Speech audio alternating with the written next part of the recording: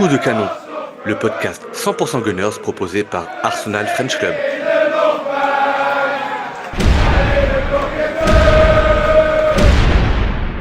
Fermez les yeux un instant. Imaginez le bruit de l'hymne de la Ligue des Champions, les lumières, les bras tendus, les écharpes levées, la tension avant le coup d'envoi. Et puis ce moment unique où toute une génération de supporters retient son souffle en même temps. Parce que oui, nous y sommes. Arsenal va jouer une finale de Ligue des Champions face au Paris Saint-Germain. Un rendez-vous immense. Un match qui peut faire basculer l'histoire d'un club. Un match qui peut transformer une très grande équipe en équipe éternelle.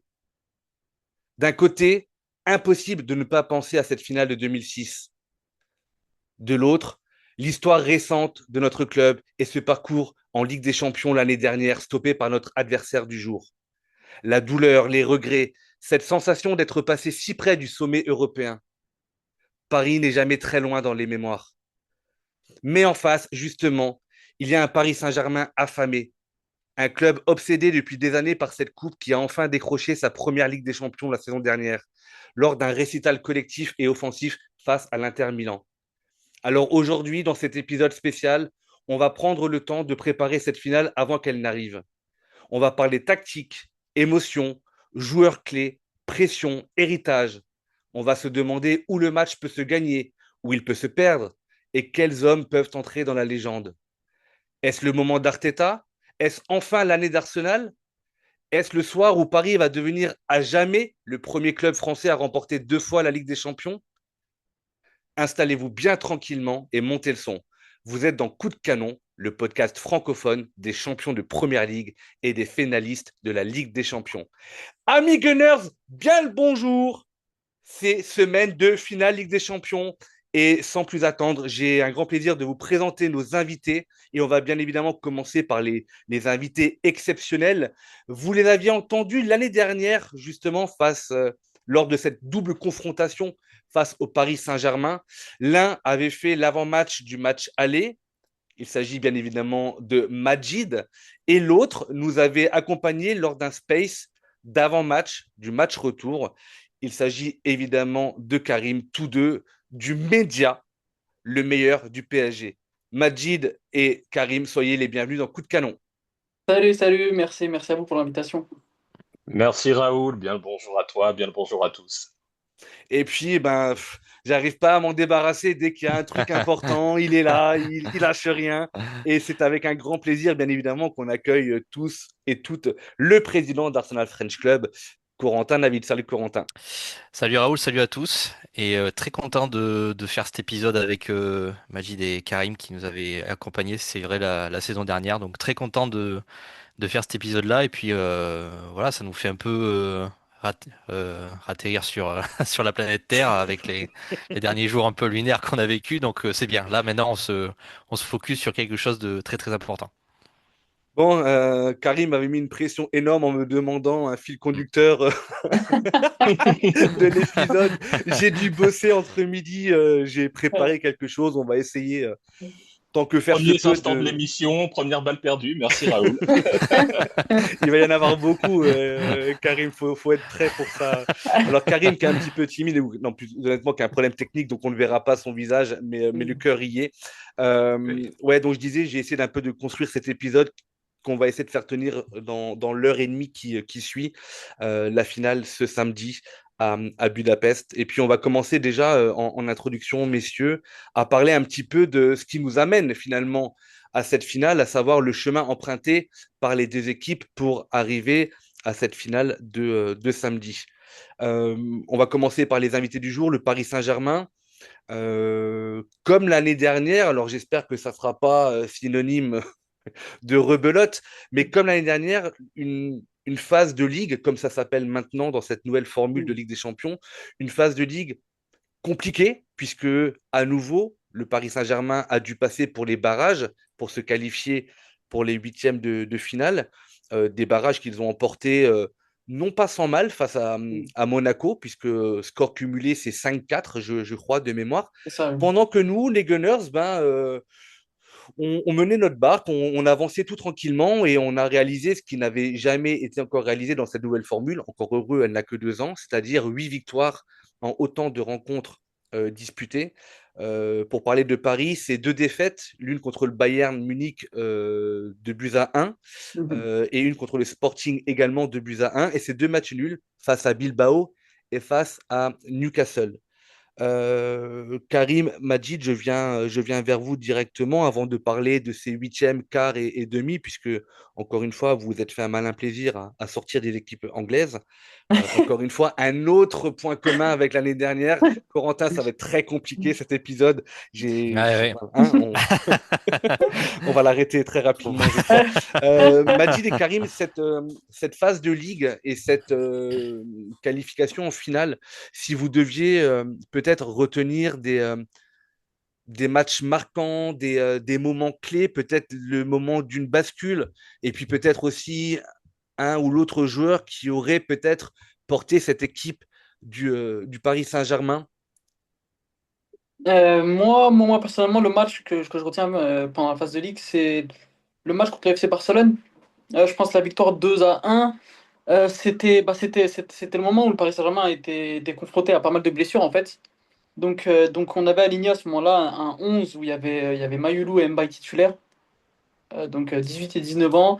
Il y avait pas João Neves, il n'y avait pas Kvara, il n'y avait pas Dembélé, il n'y avait pas Doué, il n'y avait pas Marquinhos. Enfin bref, il y avait pas, il manquait pas mal de monde quand même. Donc moi, de mon côté, ce serait le match que je retiens parce que la victoire est belle. Hein. La victoire est belle à Montjuic comme ça. On avait en plus des Barcelonais qui étaient assez arrogants. Le fait de se dire qu'ils ne sont pas retrouvés en finale voilà, contre nous l'année dernière en 2025. Donc finalement, ça s'est plutôt bien terminé pour nous de ce côté-là. Et, euh, et franchement, non, on a bien marqué le coup en plus à Montjuic, donc ça fait plaisir. Ouais, bah pour moi aussi, j'allais le citer. En phase de ligue, c'est le match face au Barça avec les Titi qui Mm. nous a vraiment marqué.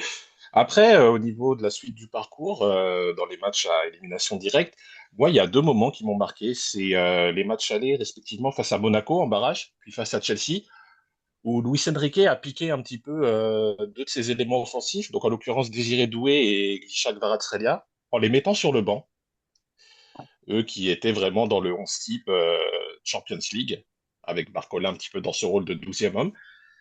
Et ben Doué, quand il entre à Louis II, il est décisif, et il fait basculer la rencontre. Et Gvara te met un doublé dans les dernières minutes contre Chelsea lors du 5-2, si je ne me trompe pas, au niveau du score. Ouais. 5-2 ou 5-3, je sais plus, je sais 5-2, plus. match 5-2, ouais. aller et 3-0, 5-2, match voilà, retour. voilà, voilà, donc ça fait 8 sur l'ensemble des 2 rencontres. Donc voilà, il y a eu aussi ces moments-là où il a su les piquer, et puis après, on a vu comment ils sont montés en puissance jusqu'à arriver en finale. Donc voilà, c'est aussi ces moments-là qui m'ont marqué lors de ce parcours. Ouais, en plus, on a une phase de ligue où finalement les offensifs ils étaient très peu présents. Vous avez des blessures avec Dembélé, Kvara, Doué, etc. Où c'était plus Vitinha qui avait plus ce rôle de leader.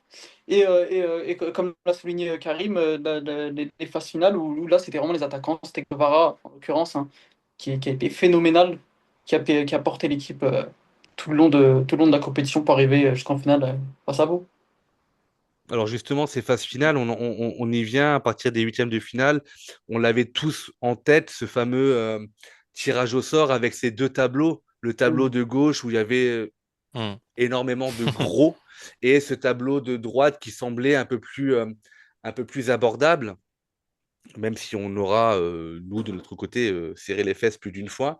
Et le tirage au sort a voulu que Paris se retrouve dans le tableau de gauche et a donc dû, effectivement, alors je ne vais pas dire batailler, parce que au final, quand on regarde les huitièmes et les quarts de finale, à savoir Chelsea et Liverpool, en score cumulé, c'est 8-2 face à Chelsea et 4-0 face à Ça, Liverpool.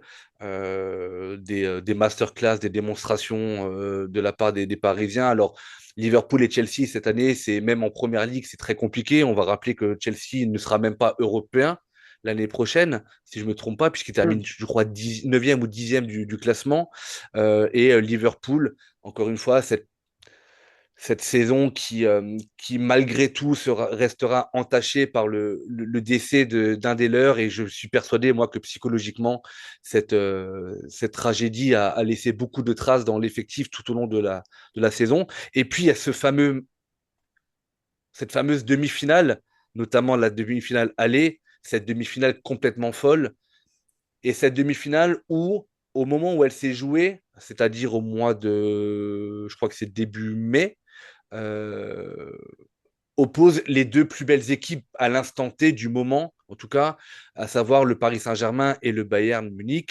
Et cette rencontre aller qui se termine sur le score de 5 buts à 4, ce qui d'ailleurs nous a valu énormément de critiques parce que nous, C'est on vrai. est allé faire 1-0 après au sportif. Mais ce match incroyable, alors je ne sais pas si Majid et Karim, vous étiez au parc pour cette Non, rencontre-là, mais une rencontre hors du commun parce que vous la jouez 10 fois cette rencontre-là, jamais de la vie, ça termine 5-4 extraordinaire. Extraordinaire, extraordinaire. Dans cette rencontre, j'avais l'impression, puisque c'était un peu on a poussé un peu le paroxysme du niveau technique, du niveau d'intensité, du niveau individuel de chaque joueur. Ce qui était incroyable, en fait, c'est que on était face à deux coachs qui avaient une philosophie, on était face à deux équipes très collectives, mais tu ressortais des grosses individualités, des Luis Diaz, des Kvaratskhelia, des Michael Olise qui a été extraordinaire. Puis non, c'était extraordinaire. Vraiment, je pense que c'est le terme qui définirait bien cette rencontre. Karim, je ne sais Ouais, pas si c'est. tu étais au Non, parc, toi? dis-moi, pardon. Tu étais au Non, parc, non, toi? non. Non plus? Non, non, malheureusement, Malheureusement. mais c'était, oui, c'est l'apogée du foot moderne, quoi. Des duels en un contre un, de la transition, de la possession, enfin ce côté hybride, comme l'a dit Magid, les deux coachs avec une philosophie similaire, quoi.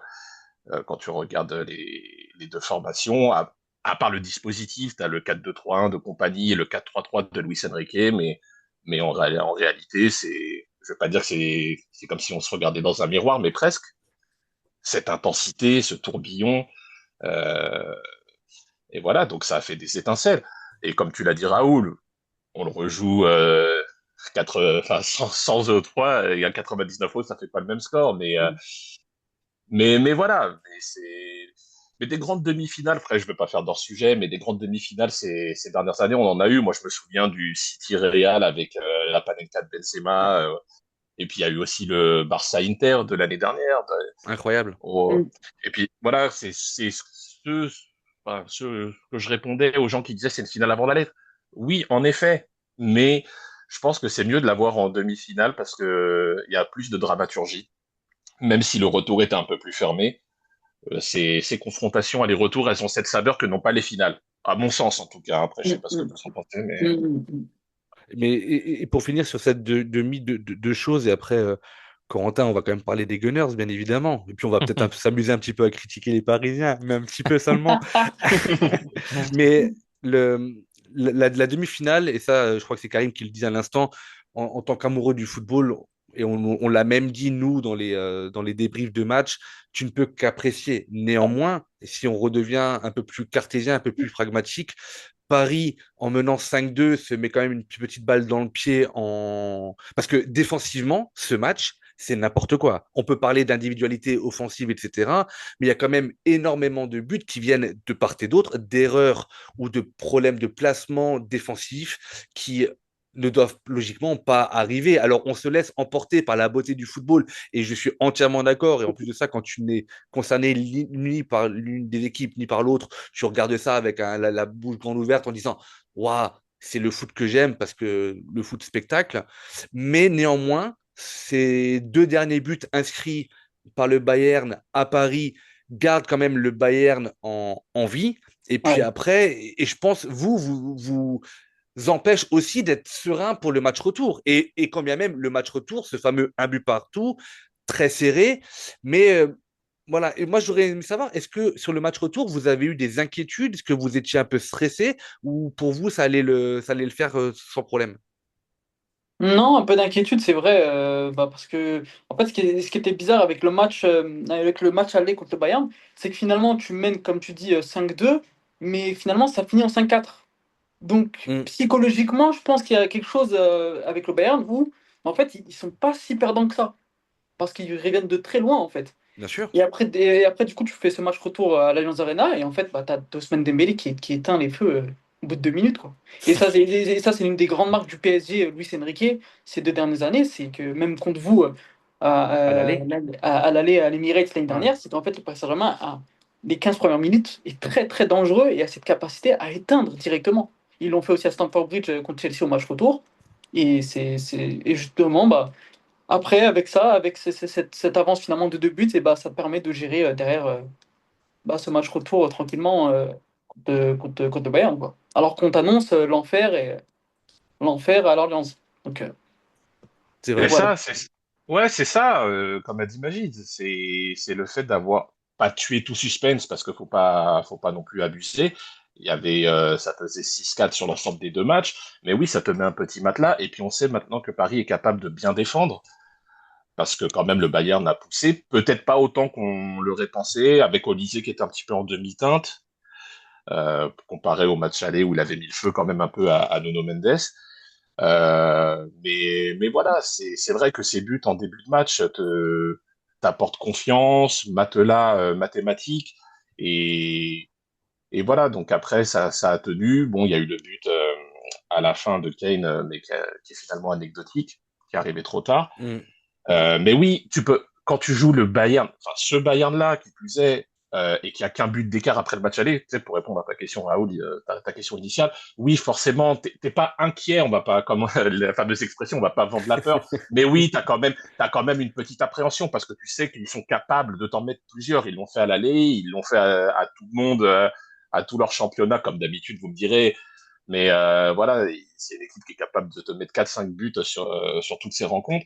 Mais voilà, c'est vrai que ce but de Dembélé d'entrée, Vara, enfin, je sais, il a un boulevard. Il y a quoi? Il y a 2 ou 3 joueurs seulement derrière. On les a tués sur la transition. Et voilà, donc Ah, ce but, au final, on a tenu. Ouais, ce but, il est magnifique. Dans ce 1-2, il est Ouais, ouais, ouais. extraordinaire. Et puis, comme le terme que tu as employé, Karim, cette fameuse projection, puisque au moment où Kvara il centre, il y a quand même 3 Parisiens qui peuvent être à la réception du centre. Ouais. Donc, c'est assez impressionnant. c'est ça, c'est Mm. ça. Et en Corentin, plus, toi, en plus, juste pour ouais, rajouter vas-y, quelque vas-y, chose, vas-y, vas-y, on y va, hein. et en plus, c'est vrai que le Bayern, c'était en moyenne 4 buts à l'Allianz Arena cette saison. Donc, l'enfer, c'est vrai qu'il la promettait. C'est vrai. Corentin, toi, le parcours Mhm. des Parisiens, avant de parler un petit peu du Ouais. parcours sans faute d'Arsenal, Mhm. du parcours parfait jusqu'à aujourd'hui, euh, avant de monter, tu vois, un peu de niveau, parce que là, on reçoit des invités, on est toujours très poli, mais voilà, après, on va vraiment Bon, parler, tu vois. c'est on est très gentil, on brosse bien ensemble, Il a voilà. le doigt sur la détente, Raoul. Là, il se retient, il se retient. C'est un échappatoire de stress, Karim. Ce parcours du Paris Saint-Germain, tu l'analyses comment, toi, en tant qu'observateur extérieur?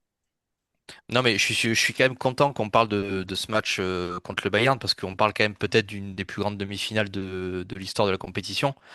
Par rapport au nombre de buts, il n'y avait jamais eu autant de buts marqués dans une demi-finale. Enfin, on avait eu une demi-finale assez grandiose déjà la saison passée avec l'Inter et le Barça. Là, c'était vraiment un niveau au-dessus, quoi. Moi aussi, j'étais devant ma télé et j'ai fait waouh. Et on sait, Raoul, que par rapport au match qu'on On va qu'on y venir. regardait, On va y- moi, ça m'avait traumatisé ce match parce que ouais, c'est pas quelque chose qu'on a connu offensivement avec Arsenal cette saison. Donc ouais, c'est le match qui représente bien aussi la puissance offensive du Paris Saint-Germain. J'ai réécouté d'ailleurs l'épisode qu'on avait fait l'année dernière et c'était aussi ce qu'on soulignait dans les forces de cette équipe du PSG, c'est cette imprévisibilité offensive et cette folie un peu qui caractérise cette équipe de Luis Enrique offensivement que nous, euh, nous on n'a pas. On a beaucoup d'autres qualités, mais on n'a pas celle-là. Donc je trouve que c'est bien aussi de parler de ce match. Et moi, voilà, c'est pour moi ce match qui résume voilà, la seconde partie la phase finale, on va dire, du PSG en Ligue des Champions, qui aime bien martyriser les équipes anglaises, ouais, clairement. Alors, on va parler un petit peu d'Arsenal quand même. Le parcours sans faute, les 8 victoires pendant la phase de Ligue, Ouais. ce huitième de finale face à Leverkusen où on arrache le match nul dans les dernières minutes sur un penalty de Kai Havertz, je crois, si je me trompe pas, si j'inverse pas les matchs. C'est Ouais. ça, ouais. Ouais, ouais. Et 2-0 au retour. Donc 3-1 score cumulé. Ce quart de finale face au Sporting où on, donc, on rappelle, hein, il suit le mercredi. Donc, on joue le mercredi. Il suit un Paris Saint-Germain, Bayern Munich, dont tout le monde parlait encore au coup d'envoi et à la fin du match. Et on délivre une prestation très fermée. On l'emporte 1-0, puis 0-0 au match retour à l'Emirates. Score cumulé 1-0, qualification pour les demi. Cette demi-finale, où on joue l'Atlético Madrid, pour ma part, je trouve qu'elle a été sous-cotée cette demi-finale parce que Madrid, l'Atlético venait de sortir quand même de Barcelone, qui est, Mm. est le champion d'Espagne, avec un score à l'aller à Madrid de 1 partout et une réception à l'Emirates sur le score et une victoire sur le score de 1-0, donc score cumulé, vous l'aurez compris, 2-1. À savoir que, mine de rien, Arsenal termine, donc est toujours invaincu et pourrait, en cas de victoire en finale, être, je pense, la première équipe à remporter la Ligue des Champions sans avoir perdu le moindre match. Dans le Mais nouveau format. Dans le nouveau dans le format. nouveau format, ouais. Précise. Parce que avant qu'on nous tape sur les doigts. Oui, oui, oui, nouveau format, oui. Qui n'a encore une fois que 2 ans, Ouais, ouais. mais voilà. Mais tu as quand même plus de matchs. Et Ouais. donc, beaucoup plus de pragmatisme. Alors, je vais quand même préciser, et Majid et Karim, vous m'arrêterez, vous me corrigerez si je me trompe, mais je ne pense pas me tromper, puisque dans l'épisode de l'année dernière que j'ai encore réécouté cet après-midi en voiture, Majid nous disait l'année dernière que Arsenal est une équipe qui l'apprécie. Alors après, tu as donné des arguments qui sont un peu moins valables cette année parce que tu parlais de la qualité de jeu, de la projection, de la Ouais. rapidité vers l'avant. Cette année, c'est un petit peu autre chose. Et Karim, je crois que tu me l'écrivais même en message privé en me disant que aussi, Arsenal, c'est une équipe que tu aimes bien, alors que tu ne supportes pas, mais que tu aimes bien. Et donc, du coup, j'ai l'impression que pour vous, cette finale-là, d'une part, c'est pas la finale rêvée, on va dire, mais vous avez deux équipes, l'une que vous soutenez et l'autre que vous aimez bien.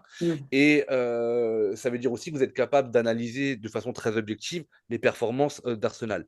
Corentin, je commence par toi. Le parcours des Mm. Gunners, ce parcours sans faute, si on devait le résumer ou essayer d'identifier peut-être ce qui a fait notre réussite, parce qu'on délivre quand même, mine de rien, on parle de boring Arsenal de temps en temps, mais on va quand même on bat quand même le Bayern 3-1 Voilà. à la Mm. maison. Mm. Voilà, ouais. On éclate l'Atlético Madrid 4-0 également en phase de ligue. Il n'y a pas eu que des purges non plus. Faut pas nous faire dire ce Ouais, qu'on ouais. n'a pas dit, quoi. Mm.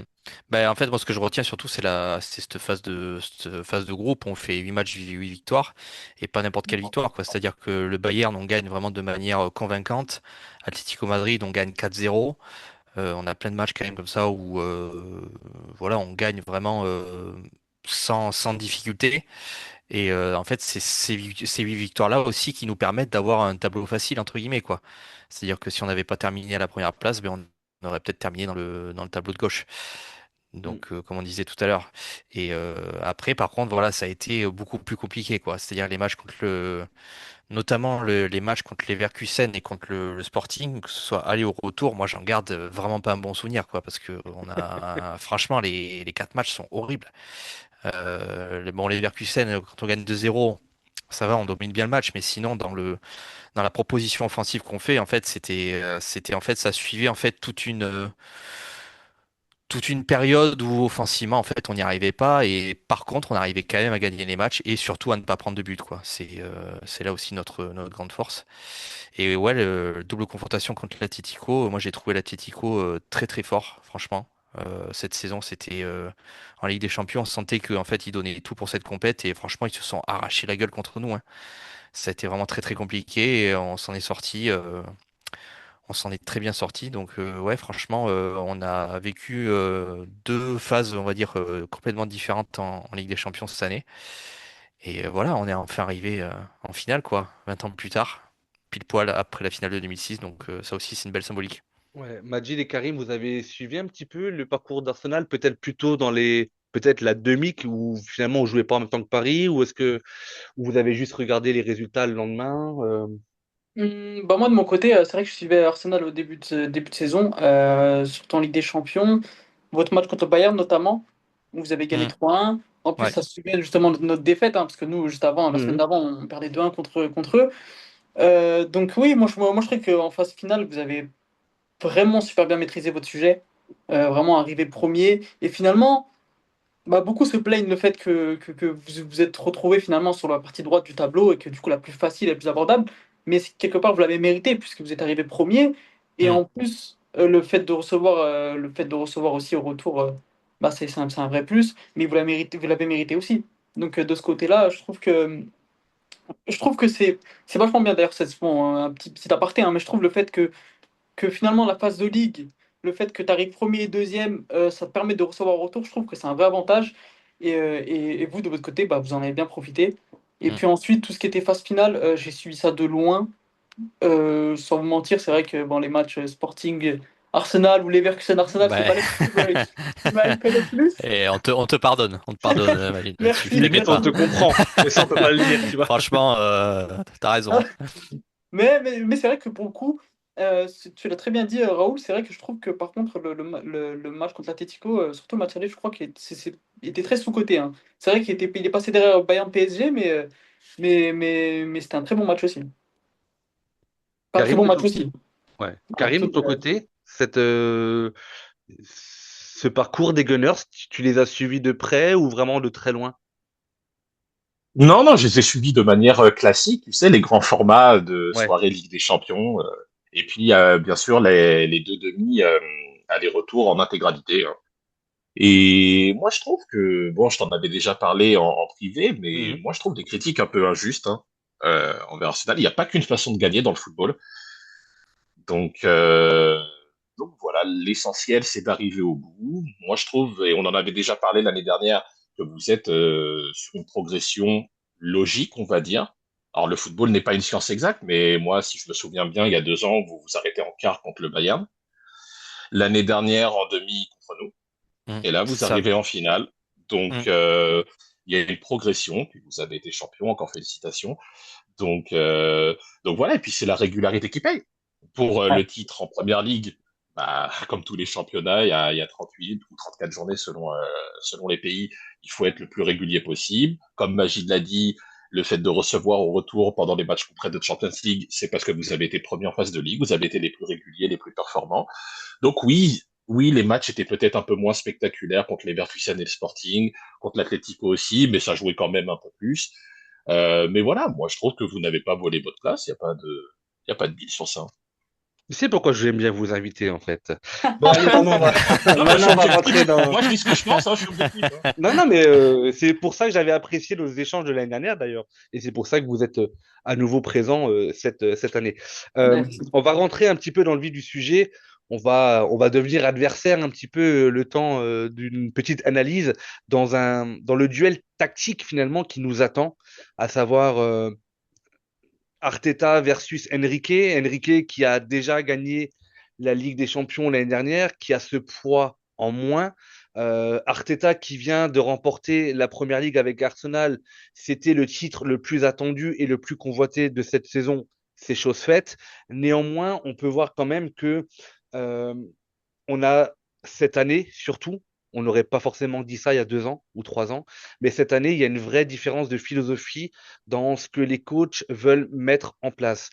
Je résume en gros une projection ultra rapide vers l'avant, une maîtrise totale, une maîtrise technique et tactique, mais où l'offensive a une grande part dans le souhait du coach, ça c'est pour Paris, et côté Gunners, ce fameux pragmatisme d'Arteta, à savoir très très bien défendre, essayer de contrôler le milieu de terrain, essayer de contrôler la balle, une fois que tu as le ballon, surtout ne pas le perdre, quitte à faire ce fameux fer à cheval, un nombre incalculable de fois qui saoule tout le monde, même dans la fanbase, et d'aller chercher le décalage quel que soit le temps que ça nous prend, alors que Paris va être beaucoup plus direct, ce qui était d'ailleurs déjà le cas l'année dernière.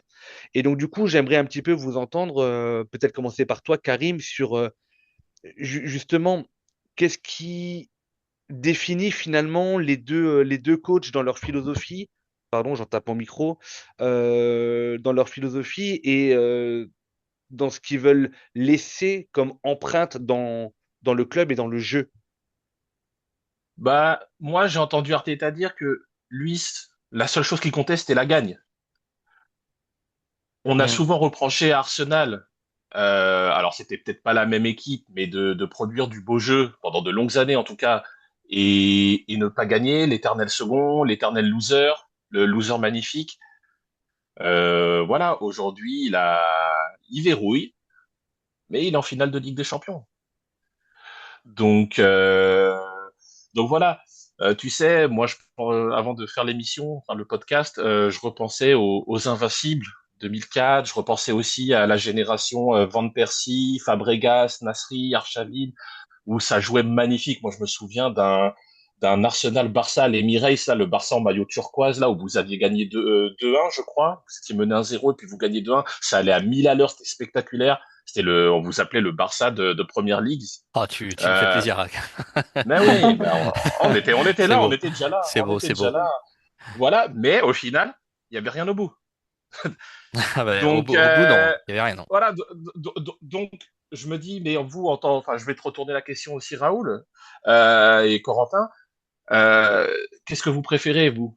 Que ça joue bien, mais qu'au final, il y a pas de titre au bout, il n'y a pas de finale de Champions League, ou d'être dans votre position aujourd'hui? Alors ouais, on s'ennuie peut-être un peu, mais bah, il y a une première ligue et il y a une finale de Ligue des Champions avec la possibilité de la remporter. Bah, c'est le fil conducteur de Coup de Canon depuis le début de l'année, à savoir qu'on essaie toujours d'être très objectif, en tout cas de dire ce que l'on pense, en laissant la possibilité à nos auditeurs de commenter, de nous donner d'autres arguments. Moi, je le dis très clairement que cette façon de jouer m'ennuie. C'est pas le Arsenal que j'ai aimé et c'est pas l'héritage pour moi du club, même si très justement certains disent que l'héritage du club ne vient pas de Wenger, mais qu'il y a eu des coachs avant qui ont fait champion Le boring Arsenal. et le fameux boring Arsenal, effectivement. Sauf que moi, Arsenal, je l'ai aimé par Wenger, pour Wenger et par le jeu pratiqué à partir de 96.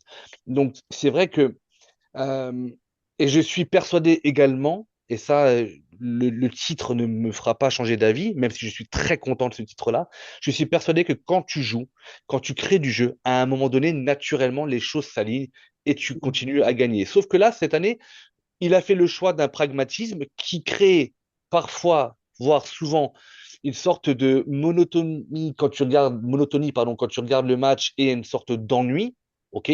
Et son pragmatisme, et il est allé au bout et on fait champion. Et ce titre-là, je ne le renierai jamais. Je le prends comme il vient, comme un titre de première ligue, dans le championnat le plus dur au monde, d'après moi. Et je pense que même vous, fans Oui, de oui. Paris Saint-Germain, vous serez d'accord Et avec moi. cette année, depuis 2 ans, c'est un peu moins relevé, je trouve, mais ça reste quand même, il y a quand même une marge encore. Il y a un Ça vrai reste au-dessus des nivellement autres. par le haut, par contre, Karim, au niveau de la Ligue des Champions. Quand tu vois des équipes comme Bournemouth, comme Brighton, Première comme ligue. Brent, en première ligue, j'ai dit quoi? T'as dit Ligue des Champions. Pardon, en première ligue, pardon. Quand tu vois des équipes qui émergent et qui créent du jeu, comme Bournemouth qui a été invaincu pendant 17 matchs, je crois, en jouant, en provoquant du jeu, Mm. tu vois. Je suis pas sûr que ce soit en haut que ça baisse, mais vraiment que ça pousse. Et quand tu vois, par exemple, que dans l'un de nos derniers débriefs, on le disait, une équipe comme United, même si elle fait partie du Big Five, Big Six, pardon, t'es pas au niveau, tu joues le maintien. Tottenham, Mm. t'es pas au niveau, tu fais 2 fois 17e.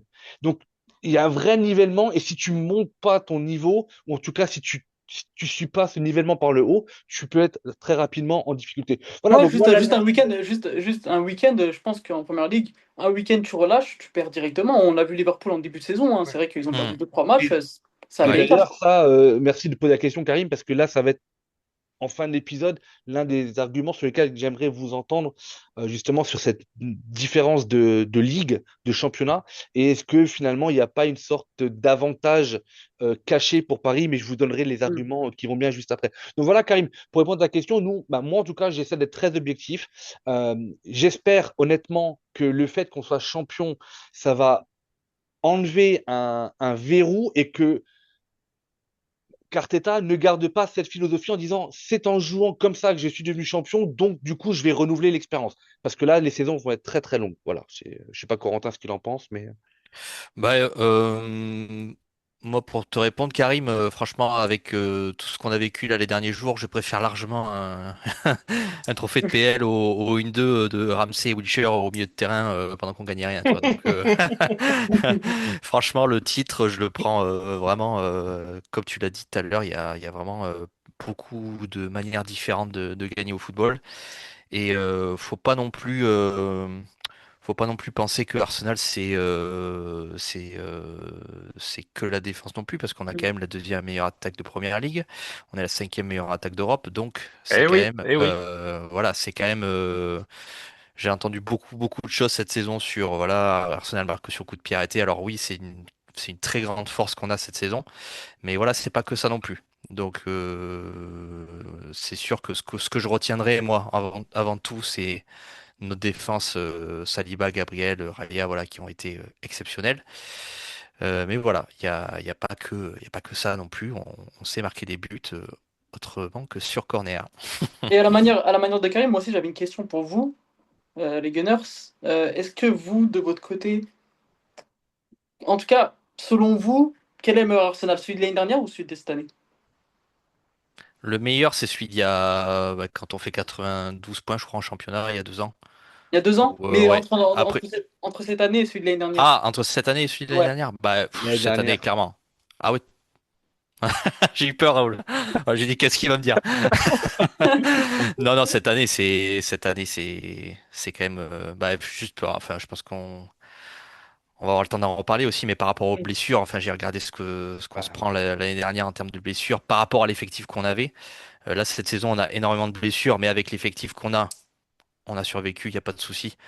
Mais l'année Majid et dernière, Karim, on avait Sterling l'année dernière, faut quand même pas oublier. Tu peux pas dire que le meilleur Arsenal, c'était celui avec Sterling quand même. Non, non, non, restons sérieux. l'année dernière c'était trop compliqué, hein. Trop compliqué. Ok. Euh, pour continuer sur le duel tactique, messieurs, quelle va être la clé du match? Est-ce que d'après vous, et je vais commencer par Corentin du coup, puisque ça concerne Arsenal, est-ce que tu penses que Arsenal doit aller chercher Paris haut, ou est-ce que tu penses que Arsenal doit laisser le Paris Saint-Germain au Paris Saint-Germain la possession de ballon en se concentrant sur la force défensive que l'on a et en jouant je vais même pas dire des contres parce que la projection, on ne sait pas forcément toujours bien faire, mais en essayant de récupérer le ballon comme on peut et de garder après le pied sur le ballon. Franchement, c'est une très bonne question. En fait, ça fait depuis que je sais qu'on est en finale, en fait, je me demande vraiment à quelle finale on va assister parce que de base, je t'aurais dit que on allait défendre, en fait, et vraiment Mm. jouer très bas parce que c'est vrai que cette saison, dès qu'on a joué très bas, en fait, dès qu'il fallait défendre pour sauver notre peau, on a été exceptionnel. Donc pendant un bon moment, je me disais ça, mais là, depuis qu'on a le titre, je me demande en fait si les joueurs vont pas être totalement libérés, euh, Je comprends, complètement, oui. complètement libérés de tout enjeu, parce que en fait ils avaient tellement une pression monumentale sur les épaules cette saison par rapport au fait de remporter la Première Ligue, parce que c'était vraiment l'année ou jamais. Mm. Et donc là, je me dis que peut-être que depuis il y a eu cet événement-là fantastique la semaine dernière, est-ce que les joueurs vont pas jouer complètement libérés et se jeter corps et âme en attaque? Je ne sais pas. J'opterais quand même plus pour mon premier ressenti, comme quoi on va vraiment poser des très solides bases en défense. Mais voilà, franchement, à l'instant où on parle là, je peux pas vraiment prévoir en fait qu'est-ce qu'on va faire. Je sais pas. Pour être très honnête Ju- avec toi, Raoul, je ne sais pas. ouais, juste quelques stats avant de venir vers vous, Majid et Karim. J'ai pris les stats. T'as vu, Corentin, j'ai vraiment bossé parce que Non, mais moi, c'est j'ai bien, Raoul. utilisé des stats quand même, Moi, hein. je suis fier de toi, Raoul. Chaque Franchement, les gars, jour. j'ai horreur des stats, moi. Mais en gros, j'ai pris les stats des deux équipes sur la Ligue des Champions, donc sur l'exercice complet, à savoir 14 matchs, bah, une moyenne sur 14 matchs pour Arsenal et une moyenne sur 16 matchs pour Paris. En termes de possession, en moyenne, euh, Paris, c'est 60,32% de possession sur une rencontre, alors que Arsenal, en Ligue des Champions, c'est 54% de possession. Paris, c'est 89,32% de précision de passe. Arsenal, légèrement en dessous, avec 86,5% de passe. Paris, c'est 107,74 km par match parcouru. Arsenal, par contre, c'est 111,48 km par match parcouru. Je vais pas vous donner, si on peut aussi donner les buts, parce que Paris Saint-Germain, c'est 44 buts inscrits pour 22 buts encaissés. C'est une moyenne de 2,75 buts par match pour et de 1,38 buts par match contre, alors que Arsenal, c'est 29 buts marqués, soit une moyenne de 2,08 buts par match, et 6 buts seulement encaissés, soit une moyenne de 0,43 buts par match.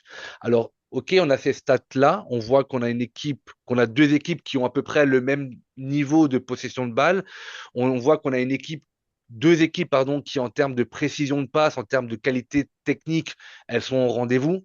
Parce qu'en première ligue, alors je connais pas la barre haute des top équipes, mais je pense qu'avec 89,32%, même avec 86,5% en Ligue des Champions de précision de passe, on doit être quand même dans le top 5 des équipes. Euh, quand on, Hmm. ok, on prend ces stats-là, Karim, je viens vers toi. On prend ces stats-là, on en fait quoi finalement? Vous qui connaissez très bien Paris et vous qui connaissez bien Arsenal, qu'est-ce qui peut, à un moment donné, d'après vous, faire que Paris va prendre le dessus ou que, à l'inverse, Arsenal va pouvoir casser les couilles à Paris? Bah moi, Raoul, pour être franc, je pense qu'il n'y a pas de bonne manière de jouer contre Paris, parce que si tu vas les presser haut, si tu essaies de leur rentrer dans l'art, parce que ça a pu marcher. Chelsea l'a fait en finale de Coupe du Monde des clubs, bon, dans les circonstances qui étaient celles de l'été dernier où l'équipe était complètement carbonisée. Mais voilà, ça reste un match et ils ont mené leur plan à exécution. Et il y a aussi voilà le fameux bus, tous derrière, on attend et puis on essaie de contrer. Mais dans les deux cas, quand tu vas vers l'avant, quand tu presses haut, bah, tu peux te prendre les transitions, là où on excelle. Et quand tu fais le bus, bah, à force de dédoublement, de redoublement, on enchaîne les passes, on essaie de trouver la faille, les passes qui cassent les lignes, et puis au final, ça a fini par se craqueler, quoi. Donc ça passe. Il y a Paris maîtrise vraiment ces deux aspects, j'ai envie de dire, à la perfection. Et c'est très compliqué de jouer contre notre équipe. Donc, je pense pas qu'il y ait vraiment de bonne manière. Maintenant, je rejoins totalement Corentin. Je pense qu'Arteta va choisir la solution. On attend derrière, on fait bloc bas, on est solide et on essaie de contrer avec nos flèches devant. Avec Et puis aussi, vous avez votre numéro 9, Gyökeres, quand il garde le ballon, en fait, il a cette capacité dos au but. Alors peut-être face au but, c'est un peu plus compliqué. On en attendait peut-être un peu plus. Il est un peu rustre, il est un peu, voilà, j'en avais parlé sur mes réseaux. Première balle. Non, non, non, non, non, non, non, non, Non, mais il a bien non, dit, il a vraiment. bien dit, il a bien dit, donc Oui, oui, non, mais je c'est Voilà, possible, m'attendais. ça. mais voilà, il permet à ton bloc de remonter aussi, tu sais. Mm. Donc, Hmm. vous avez des choses sur lesquelles vous appuyez. Après, les stats, franchement, surtout sur une finale, je sais pas si ça veut dire quelque chose, quoi. Donc voilà, on connaît les deux équipes. Oh, je pense qu'il n'y aura pas vraiment de surprise sur comment elles vont aborder cette finale. Et donc voilà, de toute façon, les gars, je ne vais pas vous mentir, vous savez très bien, Paris est favori. Maintenant, tout Merci. peut Merci de arriver. le dire quand Voilà, même. Peut-être. tout peut arriver. Mais voilà, voilà pour moi. Majid, Moi, de mon côté, c'est vrai que lorsque Luis Enrique est arrivé en 2023 au club, l'une des premières interviews qu'il a accordées au club, il disait que lui, son objectif avec le PSG, c'est de construire une équipe qui était illisible et polyvalente. Et là, on y arrive en fait, on y arrive totalement. Et c'est pour ça qu'aujourd'hui, on n'arrive pas à savoir quelle finale on va avoir samedi. C'est parce que finalement, bah, on sait pas comment Paris va jouer, on sait pas comment ils vont s'adapter. Et je pense que peut-être la clé du match à ce moment-là, ça va peut-être être quelle première équipe va marquer ce premier but en fait. Parce que Mhm. finalement, si Paris marque ces 15 premières minutes comme ils ont l'habitude de faire mm, là, surtout cette année, bah, peut-être qu'Arsenal à ce moment-là vont peut-être se dévoiler. Et de l'autre Oui, ils seront côté, obligés de sortir, t'as exactement. raison. Et de l'autre côté, hein, si Arsenal marque, imaginons le premier but, bah, ils vont fermer derrière et puis voilà quoi. Donc mais moi je pense que ça va être ça la vraie clé du match.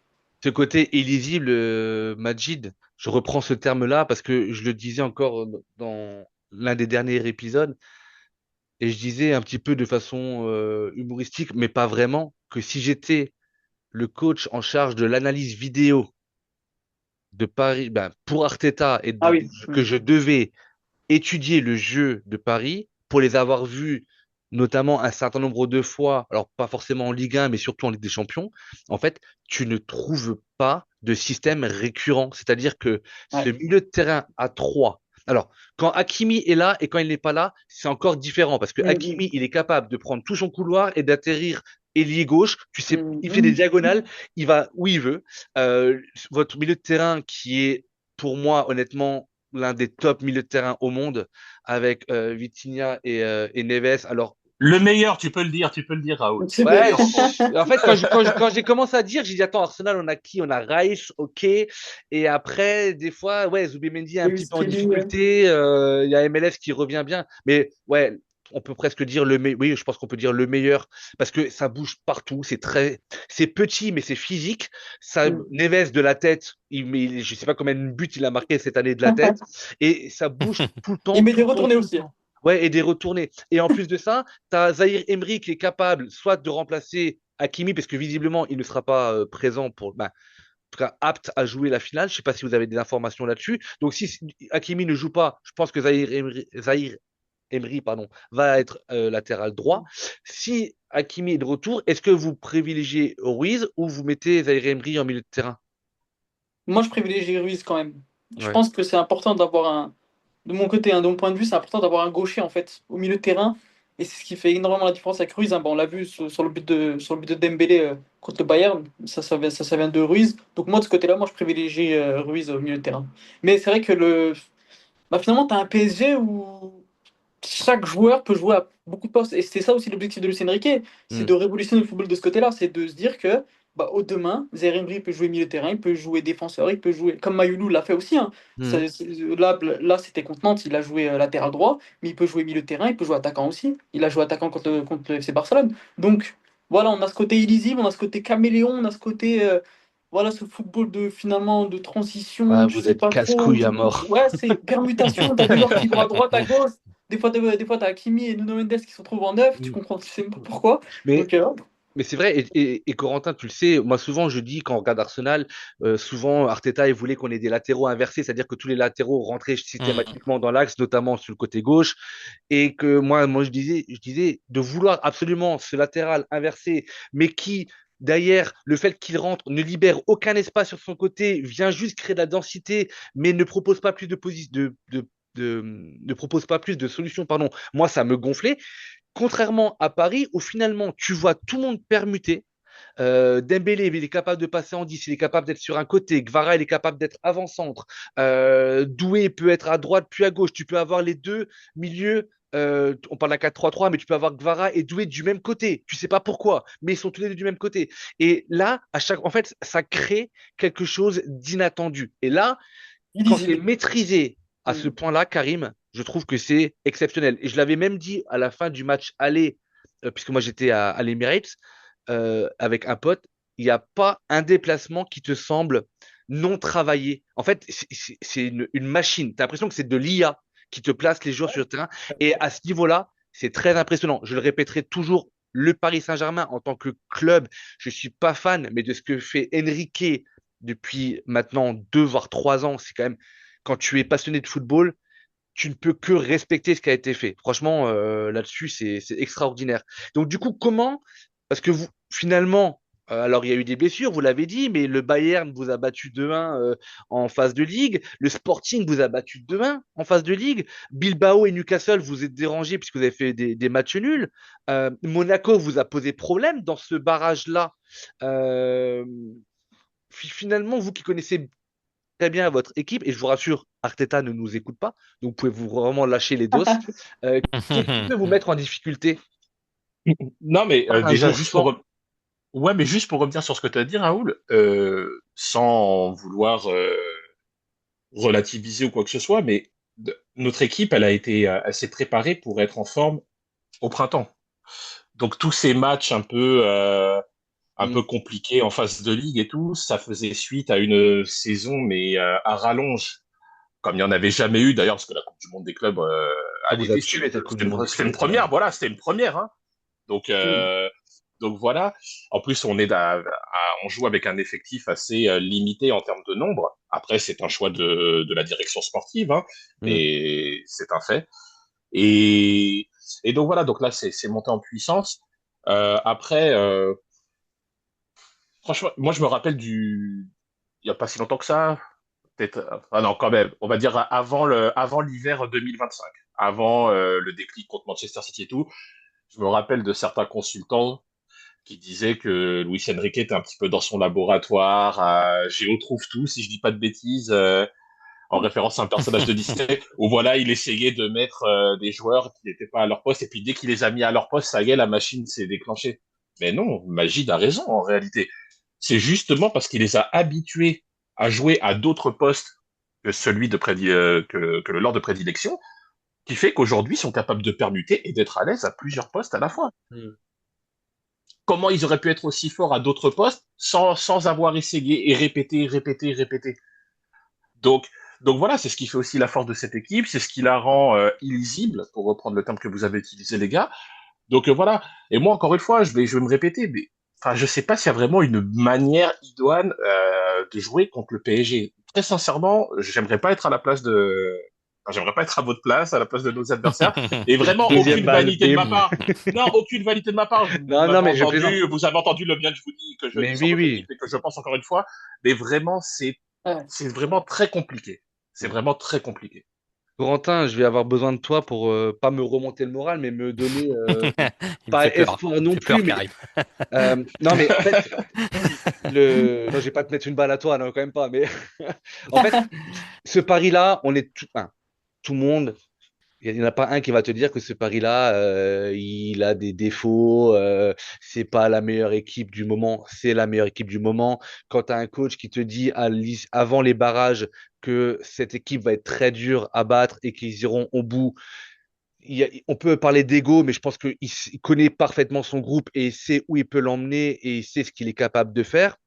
Encore une fois, bravo à lui, il n'y a pas de problème. Il y a aussi, c'est aussi un projet mené depuis quelques années maintenant, où vraiment il a recruté au fur et à mesure pour mettre quelques pions. Mais l'arrivée de Gvara, déjà, elle a tout changé chez vous, je trouve.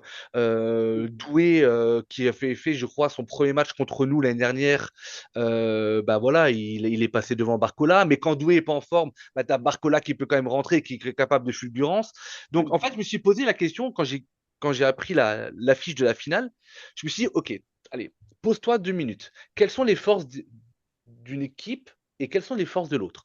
À Arsenal, on a le gardien, Raya, qui fait une excellente saison. OK, très bien. Et puis on a cette fameuse charnière centrale qui est, pour moi, je pense, la plus complète et la meilleure au monde. Mais Marquinhos Pacho, c'est vraiment Mhm. pas Mhm. loin sur les derniers matchs.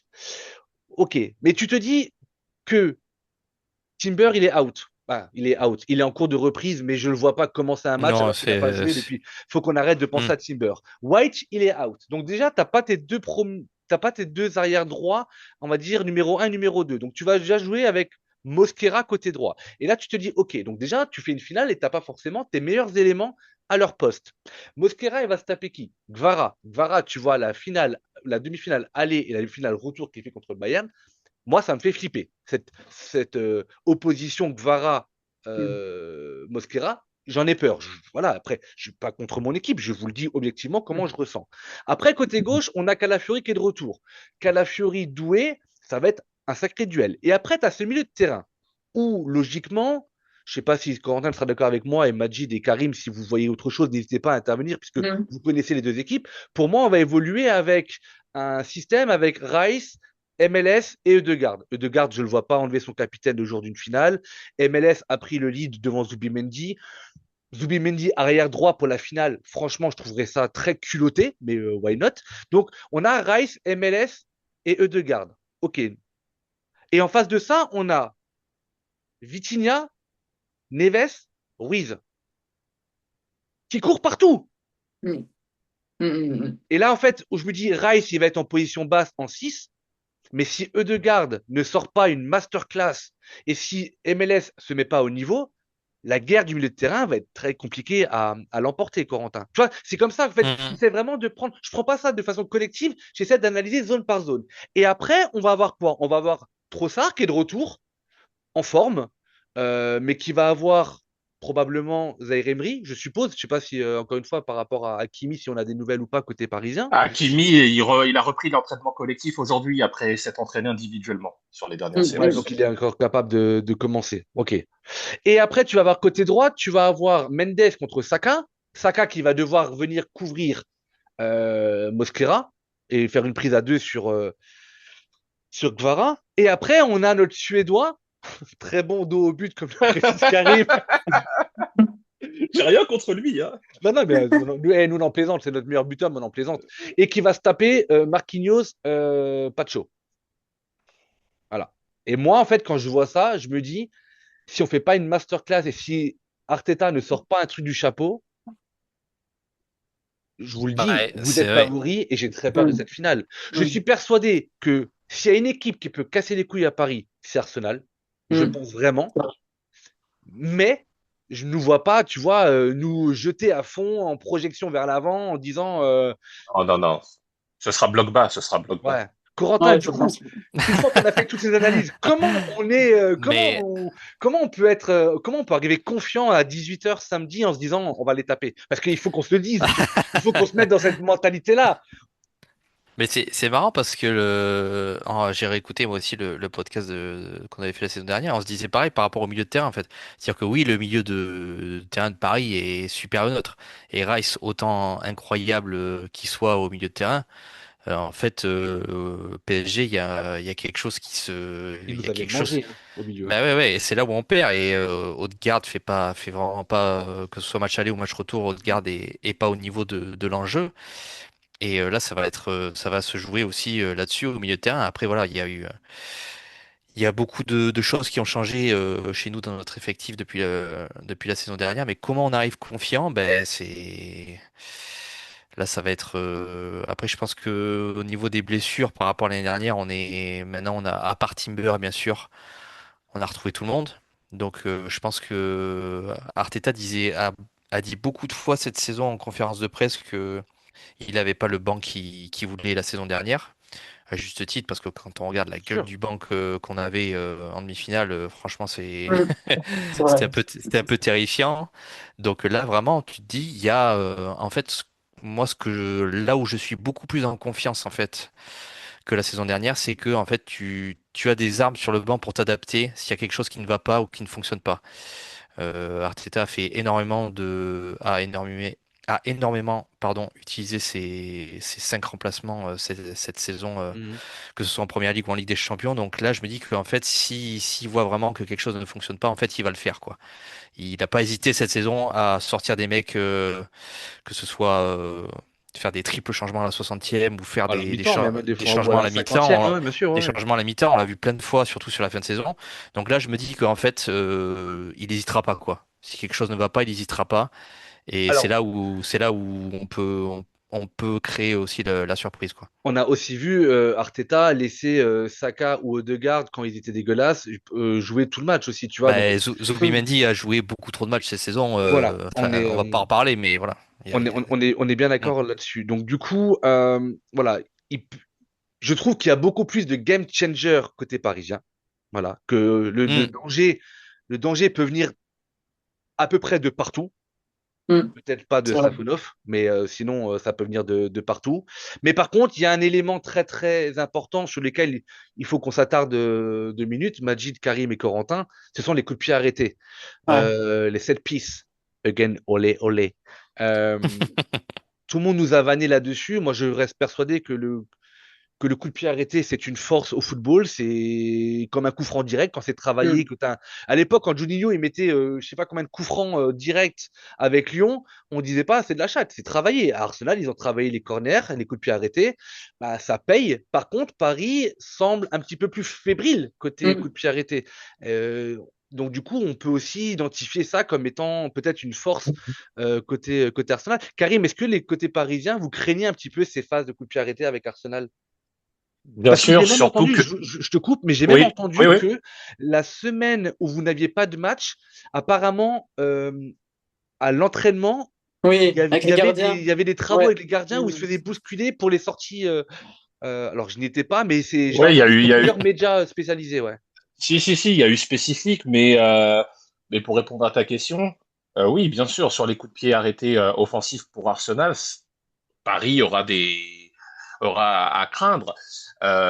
Mais Paris est aussi très bon sur coups de pied arrêtés offensifs. Oui. On a mis pas mal de buts sur corner cette saison. Vous vous rappelez tout à l'heure, je sais plus qui c'était, même un petit gars, entre guillemets, comme Joao Neves est capable de te mettre des buts de la tête. Parce que c'est une question de timing et de volonté. Le jeu de tête, c'est pas qu'une question de taille. Hein. Tu peux faire 1m90 et être mauvais de la tête. Mm. C'est une technique aussi. Mais oui, oui, c'est vrai que c'est une vraie force. Euh, et vous savez, vos deux géants derrière, là, qui sont impériaux. Moi, j'ai aucune. Je fais juste un petit aparté. Y a j'ai aucun souci à le dire. L'axe Raya, Saliba, Gabriel, il n'y a pas mieux en Europe, hein, même en face à Paris. On est un petit peu en dessous à ce niveau-là. Il faut être honnête. Y a pas Ouais. de. C'est la défense centrale avec le gardien. C'est les trois les plus impressionnants. Donc voilà, c'est très dangereux. Et puis, sans vouloir détourner la question, il faudra que vous soyez efficace dans les deux surfaces. Mm. Parce que, comme vous l'avez dit, au milieu, normalement, vous devriez avoir beaucoup de mal avec les forces en présence que tu as exposées si justement, Raoul. Donc, Merci beaucoup. il va falloir que vous... Voilà, non, non, mais c'est de rien. Mais il va falloir que vous soyez extrêmement efficace dans les deux surfaces. Et ça passe par les coups de pied arrêtés. Ça passe par les coups de pied arrêtés. Et il va falloir punir quand vous serez en position de le faire. Parce que c'est vrai que dans le jeu, ce sera probablement plus compliqué. Majid, l'année dernière, il y avait eu je vais pas dire un plan anti-Inter, mais par contre, Enrique avait demandé à Dembélé de presser non-stop Ouais. le gardien de l'Inter.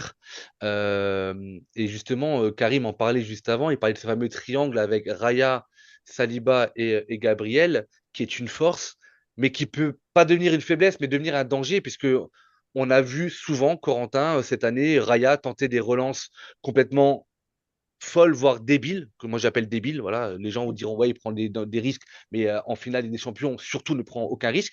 Est-ce que tu penses que, Majid, est-ce que tu penses que quand on connaît je vais pas dire les faiblesses au pied de Raya, mais peut-être pas une arrogance, mais peut-être une certitude qu'il a dans son jeu de pied. Est-ce que tu imagines Enrique redemander, par exemple, la même chose à Dembélé notamment, sachant que quand on a joué Manchester City en Carabao Cup, Pep, il avait mis aussi un système où il venait nous presser avec Ok. une ligne de 4 et nous empêcher de ressortir, et ce qui nous avait posé énormément de problèmes. Et ça, forcément, que Enrique, il a vu. Ou est-ce que tu t'imagines, connaissant Enrique et son staff, est-ce que tu imagines qu'ils sont capables de demander vraiment un pressing tout terrain pour empêcher les relances et forcer à nouveau Arsenal de jouer long sur Guillaume Quérez, ou sachant Ah, mais que, encore une fois, on n'est c'est pas très possible, bon au hein. niveau. Ouais, Ouais, c'est possible, c'est possible. C'est vrai que ce pressing-là en question aussi, il l'a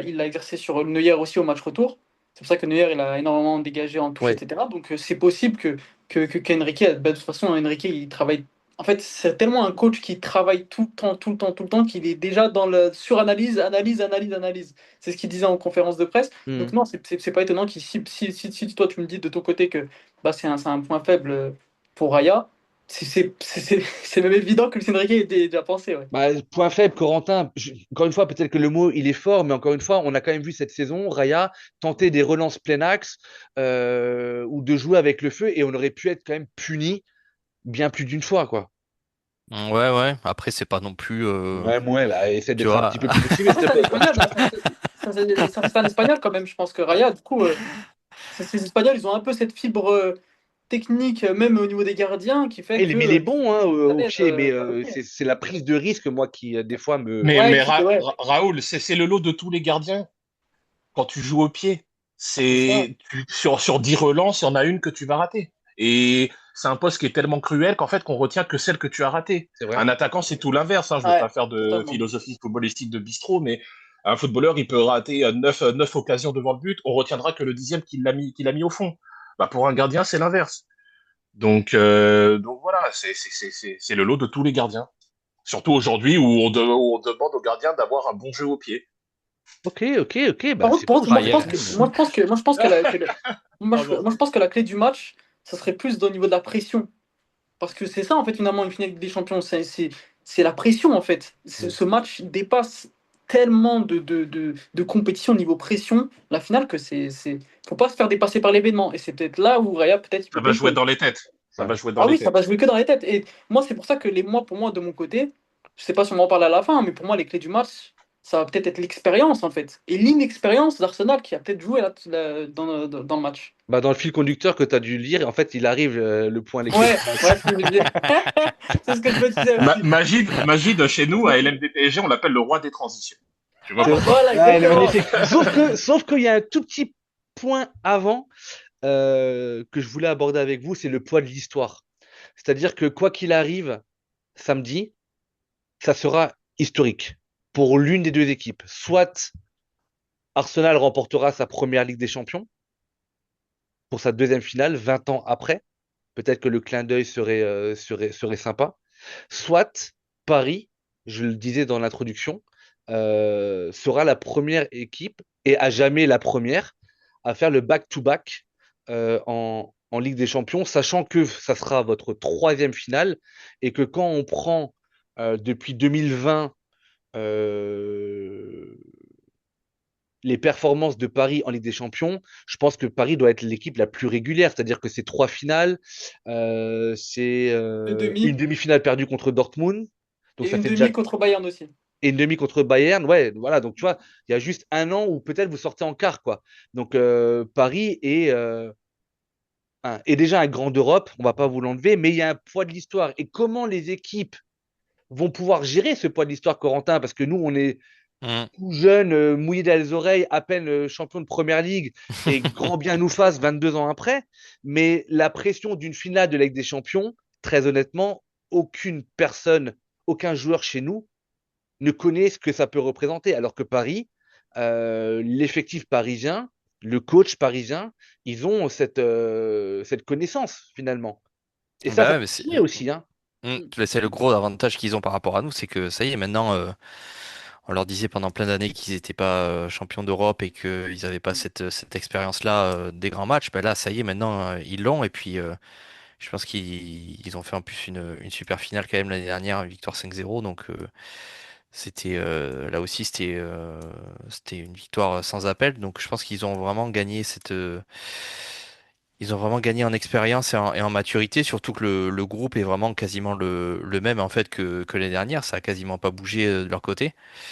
Contrairement à nous, il y a quand même beaucoup de joueurs qui sont arrivés l'été dernier. Donc, ouais, je pense qu'ils ont un avantage par rapport à nous là-dessus. Après, voilà, à nous de pas trop se concentrer non plus sur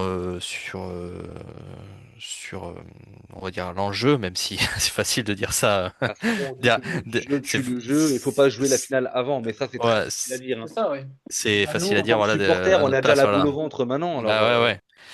Donc ouais, après c'est voilà, à nous de 20 ans après, ce serait quand même magnifique de passer ce step-là direct, passer de demi-finale à victoire en Ligue des Champions. Après voilà, c'est tellement de paramètres qu'on maîtrise pas nous, donc voilà. Non, mais c'est intéressant ce que tu dis, Corentin, parce que Luis Enrique, suite à la finale du coup contre l'Inter, le Mm, 5-0, il y a un journaliste, du coup, c'était une interview pour l'UEFA, où en fait il expliquait que ces joueurs, il les a pas préparés à 130 ou à 100% pour la finale, parce que c'est là où les joueurs vont être très facilement dépassés en fait par ok. l'événement. Et Mm, qu'en fait, il avait vachement misé sur le calme, en fait, cette mm, psychologie du calme, et tout en douceur, quoi. En fait, finalement, mm, il faut jouer un match, mais prendre du plaisir surtout et pas ouais, être dépassé par la finale, quoi. mais c'est là où Enrique, je trouve, est très très fort aussi quoi dans cette espèce de sérénité qui dégage. Arteta aussi essaye d'implanter ça dans l'équipe, c'est-à-dire toujours dire on voit le match d'après c'est le match le plus important. Il n'y a pas de petits matchs, chaque match a son importance. Mais après t'as des enjeux qui sont tels que je pense que quand tu te mets à la place des joueurs, bah, tu te dis forcément que ce match-là il est plus monstrueux qu'un autre. Donc ouais ouais c'est vraiment Enrique. Franchement, chapeau à lui là-dessus parce que on voit que les joueurs sont, surtout de PSG, étaient complètement libérés pour la finale, quoi. Enfin, comment tu peux te dire que une équipe va gagner 5-0 en finale de Ligue des Champions? mais bah, C'est Et fou. ouais. Oui, mais C'est fou. les gars, vous avez raison sur tout ce que vous avez dit, j'enlèverai pas une virgule, mais vous êtes récent champion de Première Ligue et je pense que ça vous a libéré d'un poids Bah oui, et oui, que c'est vous allez sûr. Oui, en arriver C'est plus, sûr. c'est samedi un vrai. peu plus relâché, en fait. C'est Alors, sûr. ce titre de Première Ligue, on le prend tel qu'il vient, mais ça fait quand même 3 jours que les mecs ils se mettent des pépites. Oui. Il y a un moment donné, je me demande, ils vont retourner quand s'entraîner, tu vois? Et ils vont Parce que là, arriver bourrés à Budapest. c'est extraordinaire, quoi. Les mecs, ils fêtent. De toute Déjà, façon, on ouais. ne pourra pas leur enlever. Sans transition aucune, Majid, parlons des clés du match, puisque, encore une fois, dans le fil conducteur, j'y venais. Et moi, j'avais identifié, alors je vous les donne en mille comme ça, et vous me dites ce que vous en pensez, si vous en avez d'autres. Côté Arsenal, j'avais noté que les clés du match seraient donc défendre les transitions, l'efficacité devant le but et gérer les émotions. T'en parlais juste avant, Majid. Et côté parisien, c'était utiliser la vitesse, punir les pertes de balles d'Arsenal ou les récupérations hautes finalement et contrôler le tempo. Voilà, c'était un petit peu l'analyse que moi je m'étais faite en bossant Ouais. un petit peu cet épisode. On va commencer par toi, Majid. Quelles seront pour toi les clés de ce match? Les clés de ce match, c'est vrai que toi, tu l'as bien dit tout à l'heure, c'était les 1 contre 1 déjà. C'était par zone, Mm. voilà, se focaliser sur le milieu de terrain. Qu'est-ce que va donner João Neves Vitinha contre Declan Rice? Qu'est-ce que ça va donner ce Timber contre Kvara, ce Pacho contre Gyökeres? C'est peut-être cette analyse-là. Et l'autre aussi, je pense que l'autre clé du match qui est, comme enfin, tout à l'heure je l'ai dit, hein, je l'ai un peu introduit, mais je pense que c'est vraiment le premier but. Je pense que c'est ça qui va faire la différence. C'est qui va marquer et à quel moment et comment l'autre équipe va réagir suite à cela. Je pense que c'est ça qui va déterminer le gagnant en Ligue des Champions, hein. Mais Hmm. bon, même si bon, c'est un petit tapis, mais voilà. Mais le but de Dembélé, il fait très très mal hein, à l'aller déjà le 1-0. Ça À Ouais, l'Emirates. en ouais, fait, ouais. Ah, ce but-là, à l'Emirates, En fait, on a En fait, ouais, il tue le stade, quoi. il tue directement et en fait, on a ce PSG là à chaque fois. C'est pareil, c'était pareil contre Chelsea. Du coup, à l'extérieur, c'est vrai que directement Kvara, au bout de la 4e minute, il a marqué. C'est pareil contre le Bayern, du coup, à la 2e minute. C'est un schéma que tu retrouves très souvent avec le Paris Saint-Germain, Hmm, même contre Aston Villa en quart de finale. hmm. Ils Ouais. avaient marqué 2 buts à l'extérieur les 25 premières minutes. Donc c'est un schéma que tu revois très souvent du côté du PSG. Mais attention, si Arsenal marque au début du match, bah, je vois pour le coup on en parlait tout à l'heure, hein, mais le fait que Arteta soit pragmatique, bah là, peut-être payer quoi. Donc ouais, bah après, parce qu'il il peut marquer. tu peux être pragmatique, mais il faut gérer quand même les fous furieux offensifs C'est ça, c'est de ça. Paris, hein. Ouais, c'est vrai, c'est vrai, Parce Faire, c'est faire vrai. bloc que bas, ça peut ne pas suffire. Faire bloc bas, ça peut bah, ne pas en fait, c'est suffire. ça, c'est qu'il y a plein d'équipes qui essaient de jouer bloc bas contre Paris et parce que Et le qui en gardien prennent te 4 ou vient de 5. partout, exactement. Donc, je Voilà. pense que moi, de faire un bloc bas ne suffira absolument pas. Et moi, je pense qu'il va C'est falloir pour qu'on ça que pose nos couilles et il va falloir qu'on joue et qu'on tente. Voilà. Et que si on doit perdre, qu'on perde, mais qu'on tente. Parce que si tu fais un bloc bas et que tu perds 1-0, par exemple, cette finale, tu vas avoir tellement de regrets, malgré qu'on a le titre de PL. Ouais, ouais, ouais. Jouons au foot et que ça soit une belle finale, quoi. Karim, les clés de la rencontre pour toi? bah, comme a dit Magid, le début de rencontre, forcément, pour pas que vous reviviez la même mésaventure que l'année dernière à l'aller, les coups de pied arrêtés, tapine là aussi, mais il va falloir capitaliser sur vos forces, forcément. Et du côté de Paris, bah, il faudra pas surjouer, il faudra faire comme on a toujours fait, euh, bien pressé, comme tu l'as dit dans ton fil conducteur Raoul, punir les pertes de balles qu'on pourrait provoquer dans votre camp avec le pressing haut. Vous aussi de votre côté, on vient d'en parler, hein, dans les têtes, il faudra pas être pris par l'événement. Mais vraiment, j'insiste côté Arsenal, hein, parce que sur Paris, bon, on a déjà un peu tout dit. C'est vraiment l'efficacité dans les deux surfaces, quoi. Vous n'aurez certainement pas 100 000 occasions, enfin, j'imagine. Celles que vous aurez, il faudra les mettre, en tout cas, tout faire pour les mettre au fond. Ouais. Il faudra punir, il faudra punir. Parce La que Ligue des sinon, on Champions, va il y a dérouler la et Ligue des ce sera, Champions. voilà, c'est le principe même de la Champions. C'est la gestion de ses moments L'efficacité. forts et c'est la gestion Voilà, de ses moments faibles, quoi. voilà. Donc, donc voilà. Moi, c'est, Corentin? c'est, c'est, c'est- Les clés du match. On coupe les jambes des Parisiens et on met de la drogue dans les bouteilles d'eau avant le match et on y va. Ah là là, ouais. Kvara, je sais pas ce qu'on lui fait à l'aéroport. Est-ce qu'on le bloque dans un, dans Dans les le toilettes ou réfractaire. pas? Je sais pas. Ouais, mais ouais, après, je pense que ça va être beaucoup de duels en fait à distance sur le terrain. Est-ce que Saka va être, au niveau? Est-ce que Gyökeres va être au niveau? En fait, cette ligne de 3, en fait, Saka, Gyökeres, Trossard, qui au final est très récente en fait dans ce trio-là, puisque on les a pas alignés souvent ensemble cette saison à cause des blessures de Saka. Donc il y a il y a quand même une nouveauté malgré tout, je trouve, chez nous dans la composition, c'est-à-dire où en fait ce rôle de MLS au milieu de terrain, en fait, il intervient très très tardivement dans la saison. Et je trouve que heureusement d'ailleurs que qu'Arteta fait ce changement-là parce que sinon je sais pas où est-ce qu'on en serait aujourd'hui. Donc ouais, je pense que les clés du match, bah, comme j'ai dit tout à l'heure, ça va être le milieu de terrain, hein, tout simplement, hein. Est-ce qu'on va arriver vraiment à poser nos couronnes, comme il dit Raoul sur ce milieu de Oh, moi, je terrain-là? Et dis puis, couille. t'as dit couille? Moi, je dis couille. Ouais, ouais, ouais. Ouais, Ah ouais. bah, posez les couilles alors. Il y Et on est aura en la finale. censure Ouais. au montage. Non, non, nous, on est en finale Ligue des Champions. À un moment donné, si tu dis pas poser nos couilles sur le terrain en finale, tu le dis jamais, Ouais, quoi. ouais, ouais, Aucune donc, censure, Karim, chez nous. Ok, ouais, très ouais. bien. On Et attend puis, d'être dégagé par les et puis Black oui, Caps. coup de pied arrêté. Ouais, c'est vrai que Karim l'a dit, c'est un tapin aussi, mais c'est tellement, on a tellement fait basculer de rencontres là-dessus cette Ouais, saison, ouais. Ouais. tellement le nombre de matchs qu'on a gagné 2-1 ou 1-0 grâce à des corners, des têtes. Je pense à Merino, à Gabriel, à tous ces joueurs-là, là. Même des combinaisons qu'on a fait récemment où en fait on joue à deux, ça se joue balle à terre et puis c'est ce que Eze a fait contre Newcastle. Newcastle par exemple. Mm. Donc en fait on a tellement de combinaisons différentes et qui peuvent faire mal que ouais est-ce que Nicolas Jauvert nous a préparé quelque chose, va nous sortir quelque chose de son chapeau? On verra bien. Le meilleur du PSG nous écoute, il faut pas tout dire. Mhm.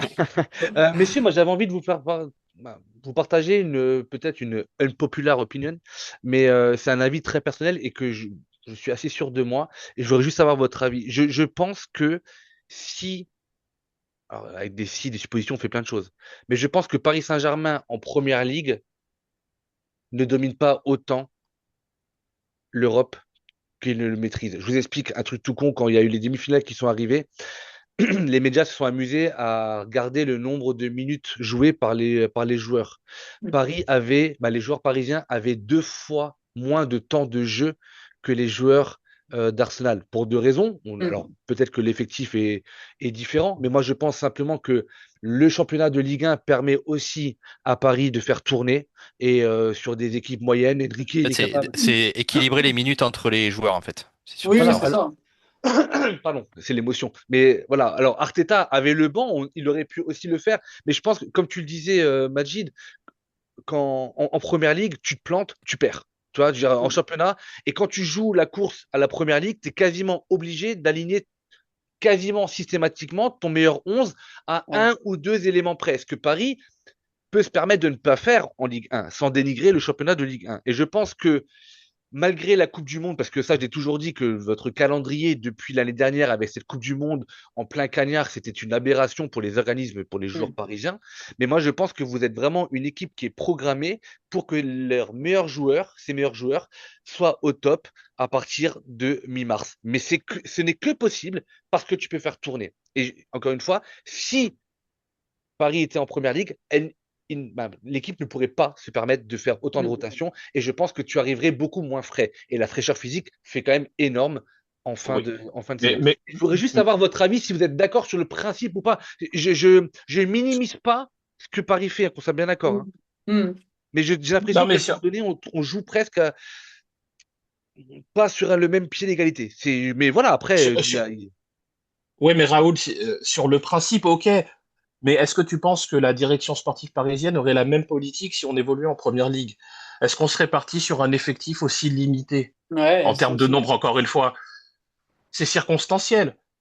Là, on joue en Ligue 1, oui, on a peut-être un petit peu plus cette liberté de pouvoir faire tourner, de pouvoir programmer notre équipe, comme tu l'as dit, pour qu'elle soit prête, enfin, notre 11 type, Non, mais allez, tu as nos raison, hein. 13-14, voilà, nos Le 13-14 mercato aurait joueurs. été peut-être différent. Je suis entièrement Voilà. d'accord. Ouais, bien Et sûr, puis, bien et sûr. puis, et puis aussi, ce que tu as dit m'a fait penser à quelque chose, tu sais, ce débat un peu vieux comme le monde, selon lequel le PSG, le Bayern, c'est des équipes qui évoluent dans des championnats un peu plus faibles. J'aime pas dire ce mot-là, mais voilà, un peu moins concurrentiels, on va dire, seraient désavantagés. En tout cas, c'est ce qu'on disait pour Paris plus que pour le Bayern, parce que le Bayern Mhm. brille sur la scène européenne depuis plus longtemps. Et voilà. Et maintenant qu'on cartonne en Ouais, c'est Europe, ça. on dit bah c'est grâce à la Ligue 1 en fait, c'est parce que c'est trop facile. Bah faudrait savoir. Non, Avant ça nous désavantageait, maintenant ça nous avantage. Je dis pas vraiment, ça pour Karim. toi évidemment, hein, mais Ouais, bien sûr, aucune critique de ma part. C'est un Oui, vrai sujet dans ma tête où je pense qu'à un moment donné, effectivement, quand tu vois comment nous on est cramé, parce que aussi notre coach n'a pas fait autant tourner, mais peut-être parce qu'il pouvait pas changer 50% de son équipe à chaque match de première ligue, parce que chaque match de première ligue est un vrai combat, un vrai défi, et qu'on n'a pas la marge de manœuvre que Paris peut avoir en Ligue 1. oui. Même si Lens fait une très belle saison cette année, bravo à eux, tu vois. Mais pareil, Coupe de France, vous êtes sortis quand même assez prématurément. Tu vois, voilà, c'est juste, je pense que Paris aujourd'hui est devenu un club où il y a deux objectifs en début de saison. C'est le championnat, d'assurer le championnat, Oui. et la Ligue des Champions. Et quand tu es un club du standing de Paris et que tu dis que chaque année tu joues la Ligue des Champions, c'est d'une part culotté, mais ça démontre aussi un certain nombre de choses et sur quoi tu es capable de t'asseoir peut-être. Mais vraiment, aucune critique, c'est un sujet. Oui, oui, bien sûr, c'est T'en un penses top. quoi, Corentin, là-dessus par rapport à cette vision des choses, encore une fois, très hypothétique, puisque Paris ne jouera jamais en première ligue. Bah oui, après c'est Karim l'a bien dit, au final ça dépend des circonstances parce que Arteta en plus l'avait dit en conférence de presse cette saison que en fait les deux équipes évoluaient dans un monde différent. Il avait carrément dit le mot world quoi. Mm. Donc c'était ces deux contextes en fait qui sont tellement différents et moi je trouve que c'est dur en fait de comparer vraiment la première ligue et la Ligue 1 parce que déjà tu joues moins de matchs en Ligue 1 parce que depuis que vous êtes passé à 18 équipes donc là déjà dans la gestion des matchs, dans comment tu gères ton effectif, ça change tout. Mm. Après, il faut pas oublier quand même que le PSG, comme vous en avez parlé, il y a eu la Coupe du Monde des clubs, donc ça a rajouté quand même aussi pas mal de matchs au PSG, parce que j'ai regardé tout à l'heure, au final, on a quasiment le même nombre de matchs dans la saison. C'est-à-dire que nous, on en joue 62, vous en jouez aussi 60, un peu plus si on rajoute la Coupe du Monde des clubs. Donc au final, c'est deux équipes qui ont quasiment le même nombre de matchs, mais en fait, l'avantage qu'a eu Paris avec la Ligue 1, en fait, c'est que ils ont pu vraiment, comme je disais tout à l'heure, partager les minutes entre les joueurs. Ce qui Mm. nous, on l'a pas fait. Alors pourquoi on l'a pas fait? Ça, on n'a pas tous Ah, les les torts sont ingrédients. partagés, hein. Le Ouais, ouais. calendrier, la difficulté, le coach, Tu vois, les il y a plein, blessures. il y a plein de Ah joueurs oui. comme, je pense à Norgard ou même à Martinelli, par exemple, en première ligue, qui n'a pas tant joué que ça, qui a surtout joué la Ligue des Champions. Donc, c'est sûr que voilà, puis les enchaînements, comme tu disais, Raoul, la très haute intensité, même sur les matchs, parce qu'il y a une stat, je crois que on est la seule équipe à avoir gagné tous les matchs aller-retour contre les équipes entre la 7e et la 20e place en première ligue. Donc comme quoi c'est vraiment très très compliqué en fait de vraiment chercher les 6 points aller-retour face aux petites équipes cette saison en première ligue. Donc ouais, c'est deux contextes très différents que moi j'aime pas forcément comparer, mais après si tu prends les Mes excuses. Garde-moi après encore, s'il est-ce te que plaît. non mais c'est un débat très intéressant. Moi Ouais, j'aime ouais, beaucoup ouais. quand même. Mais est-ce que PSG par exemple ferait aussi bien en première ligue? Ça on ne sait pas, on le saura jamais. Ah, on le saura. Non, bien sûr, c'est de Il y l'hypothétique. a, il y a quelque chose d'autre aussi qu'on n'a pas relevé, c'est le fait, enfin, c'est le nouveau format phase de ligue, quoi. Oui. Parce que finalement, c'est un deuxième championnat. Voilà, Paris samedi va jouer son 17e match de la saison, qui équivaut à peu près à une moitié de championnat. Donc on Bien peut sûr. dire que c'est un mini championnat finalement. Donc ça aussi, c'est Hmm. quelque chose, bah, ça met en difficulté les clubs où les championnats nationaux sont beaucoup plus relevés, en l'occurrence la Première Ligue, et ça peut peut-être avantager des clubs comme le Bayern, comme le PSG là-dessus, quoi. Et encore une fois, rappelons-le, c'est quand même pour la deuxième année consécutive, Paris sera passé par les barrages pour arriver en Ce finale. qui C'est un arrange club Luis qui Enrique, a. hein. Ce qui arrange Luis Enrique, il l'avait Ouais, dit bien sûr, justement oui, avant le oui, oui. barrage, Mais il bien avait sûr. dit que lui, il avait besoin de jouer ses barrages, que peut-être que pour lui, en fait, il s'en fiche de finir hors top 8 puisque lui, ça l'arrangeait en termes d'intensité. Et il a pu faire Et- tourner Il aussi. voulait que les joueurs, voilà, il y avait des joueurs qui étaient sur le retour, ils avaient besoin de temps de jeu, donc Ouais, avec c'est toutes ça. les Mais blessures qu'on avait en c'est première un partie de vrai saison. calcul qu'il a fait. Hein. Je veux dire, C'est un vrai là, calcul, ouais, ouais. Ce mec est encore plus timbré qu'Arteta, je crois. Bon, messieurs, on arrive tout doucement vers la fin de cet épisode. Alors, pas que je m'ennuie absolument pas, mais je voudrais pas vous retenir trop longtemps et puis il faut quand même que ça soit audible. Je vais vous demander de prononcer maintenant, messieurs, il va falloir sortir aussi vos coronesses pour une fois. Je vais vous demander de me donner juste votre pronostic pour la finale et je vais commencer par Karim. Alors moi, je vois bien un 3-1 pour Paris. Voilà, tout Majid, simplement. Moi, je vois 2-0 pour Paris. Corentin, 1-0 Arsenal. 1-0 to the Arsenal. 1-0 Un but sur to coup de the pied arrêté, non? Arsenal. Bien sûr, corner, une tête sur corner, c'est mon. Les gars, allez, les allez. gars, je vous le dis, c'est mon plus grand rêve en vrai. Depuis un mois là, je ne rêve que de ça, d'une victoire 1-0 sur corner, une tête de Gabriel à la 89e, les gars. J'y pense tous les jours. Ah, la 89e en plus. Ah, Oui, bah C'est oui, à la cruel fin. en plus de En fait, ça, hein. oui, parce qu'il y a quand même une chose que si moi je peux demander aux joueurs, ne marquez pas trop tôt. Parce que, en fait, non, parce que, en fait, je vais pas vivre. Je vais pas survivre à l'espoir. Tu vois, genre, tu marques à la 3e minute. T'as encore 90 minutes à attendre. Ouais. Et Tu vois?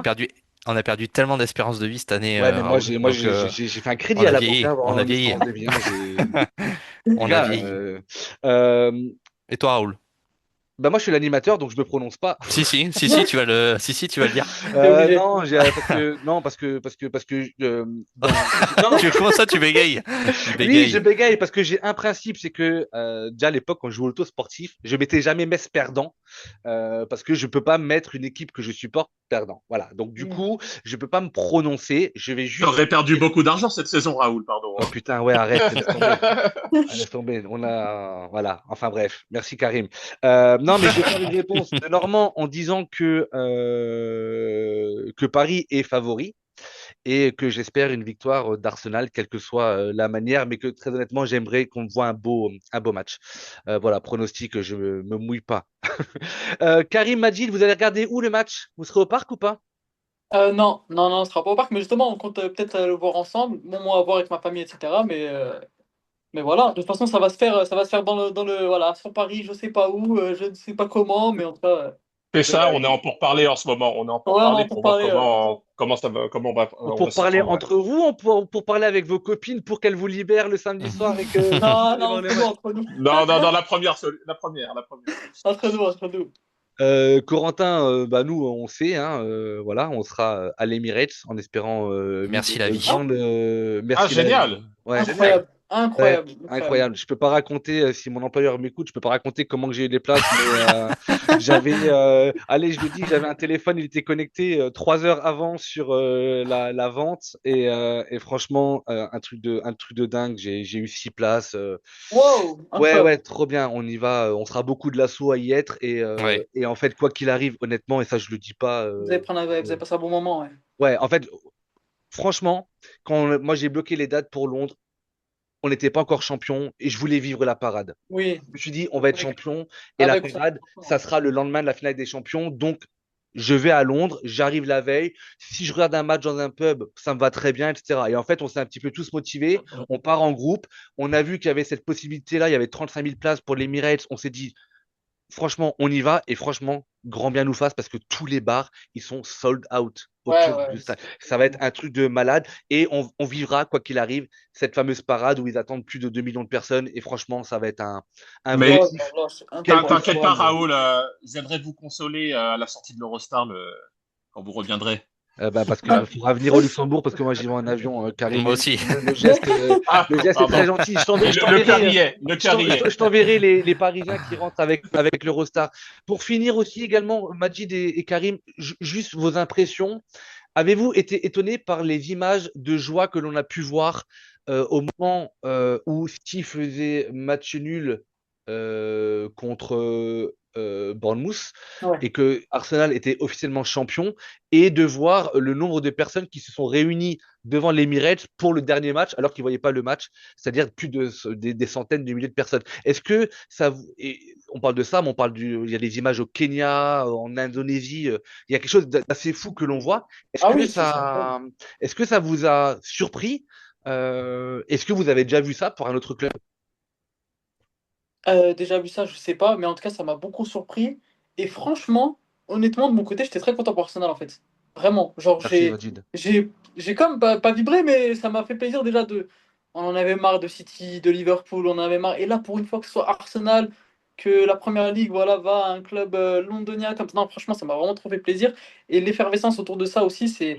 Moi, ce qui est fou, c'est l'image le lendemain. Enfin, c'était. Je sais plus c'était quand en fait. C'était le moment où les joueurs, Declan Rice, etc., Eze, Ouais. À ils 6 étaient heures du matin, ils un étaient au stade. matin Ouais, ouais. devant l'Emirates. Mais je trouve ça fou. Ouais, Genre, ouais. l'image, elle est incroyable en fait. Ils 5 heures, sont à là, ils 5 heures du couraient mat, ils sont allés se à balader. 5 heures du matin, ouais, mais c'est incroyable, c'est exceptionnel ce genre d'image.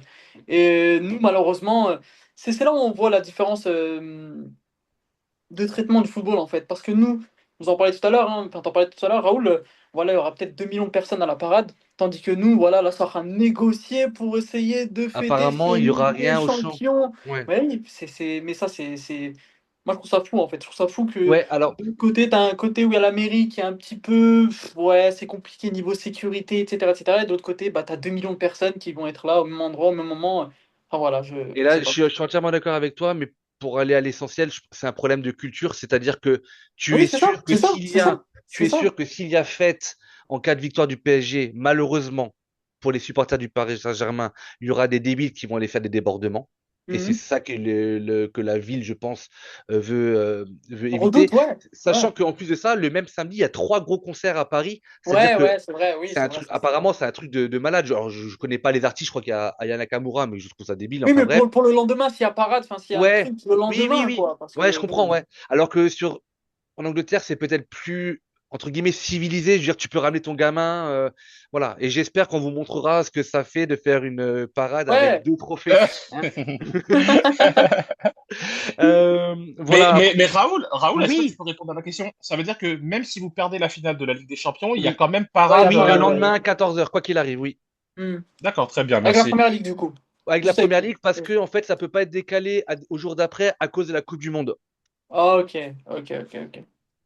Donc voilà, on ira faire la fête et on pensera fort à vous. Voilà. Donc maintenant, pour conclure, Arteta va-t-il devenir une légende du club ou Paris Saint-Germain va-t-il rentrer dans le cercle très restreint des équipes, des meilleures équipes d'Europe qui ont marqué leur génération? En tout cas, et je pense qu'ils en sont pas loin.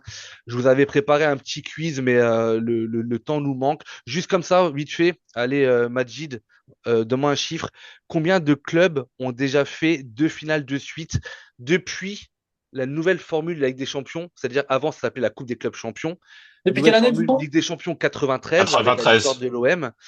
Mais il y a combien d'équipes qui ont fait 2 finales de suite? Je ne parle pas de victoire, 2 finales de suite. Bah, t'as United 2008-2009, je dirais peut-être 4. Ok, Karim? Alors, je crois qu'il y a la Juve dans les années 90, 97 et 98, Dortmund contre le Real. Ah, désolé, je crois que je vais mettre un peu de temps, mais moi, je vais essayer de faire vite. Juve, Paris, Tic-tac, Real, tic-tac, tic-tac, tic-tac, Liverpool, tic-tac, tic-tac. Milan. Allez, 5. Ok, Corentin? C'est combien d'équipes ont fait 2 finales d'affilée dans. Ouais. Franchement, je dirais. Ouf. En vrai, je dirais 3, hein. Alors, ça me fait, en vous posant la question et en entendant les réponses de Karim, ça me fait penser à l'épisode de l'année dernière où je veux demander combien de joueurs du Paris Saint-Germain avaient également évolué à Arsenal, où j'avais pas du tout cherché la réponse. Et c'était Loulou qui est allé chercher sur ChatGPT. Alors, j'ai regardé un petit peu Liverpool, je les retrouve pas, Karim. J'en ai compté 6. 6, ok. 7 avec Paris. Donc, on avait Milan qui fait 3 finales de suite, 93 à 95. La Juve qui Ah fait oui. 3 finales de suite de 96 à 98. On a Valence qui fait 2 finales en 2000 et en Ah 2001. oui, On a ouais. Man U qui fait 2 finales en 2008 et 2009. Bravo Majid pour les dates. On a le Bayern qui fait 2 finales en 2012 et en 2013. Et Ah oui, enfin ben, le Real qui fait 3 finales de suite de 2016 à 2018.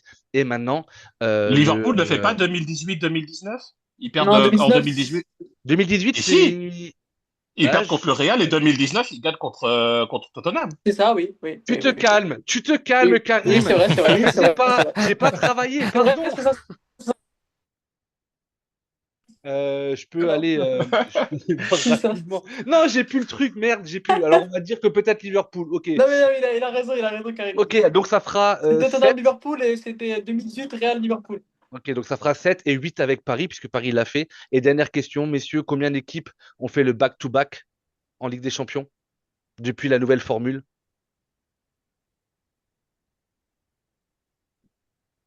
Bah, que le Real. Parce que Pas le le Real, Milan de Saki, c'était l'ancienne non? formule. Non, c'était l'ancienne formule, c'est 90-91. Ah, c'est des machines, les mecs. Ils font peur. Le Milan de Saki. Ah, le bâtard. Corentin, t'as un avis, Moi, toi? je dirais. Moi, je dis 2. Non, il Ok. n'y a que le Real. Il n'y a Ben, que le Real. c'est vrai, moi j'ai que le Real. Moi C'est aussi, vrai quand même. que c'est Ouais, vrai il y a que que le, non, il y a que le Real. c'est- Il y a que le Il y a que le Real qui Real? fait de 2016 à 2018 qui fait trois Ils font Ligues le des Champions de suite. three-peat. Ouais. Ouais. Voilà, et qui font même le back-to-back-to-back. Bravo, bravo Karim et Corentin. Majid, peut-être que le deuxième c'était Paris, mais non, Ouais, puisque c'est ça, parce que vous me Arsenal, projetez déjà, je Arsenal crois. arrive. Vous me Arsenal projetez arrive. Tu lui aurais posé la question la semaine prochaine, il était dans le vrai, Magic. Ouais, c'est vrai. Bon, Voilà. allez, ça y est, bon, là, c'est l'heure d'aller couper. Très rapidement, messieurs, le meilleur du PSG, il y a eu un petit peu des changements depuis l'année dernière. Dans un podcast, on parlait d'un projet d'audiovisuel. Je ne sais pas si c'est quelque chose que vous avez mis en route depuis ou pas. Il y a de la vidéo un petit peu maintenant, hormis les micro-trottoirs, etc. Vous avez trouvé un plateau, vous faites un peu plus de vidéos, c'est toujours en stand-by? Ça s'est matérialisé avec le plateau, Ah, mais trop bien. mais on n'a pas encore commencé, mais ça va arriver incessamment sous peu. Ouais, Ouais, normalement début de saison Ah, prochaine, je pense. trop bonne cool. nouvelle.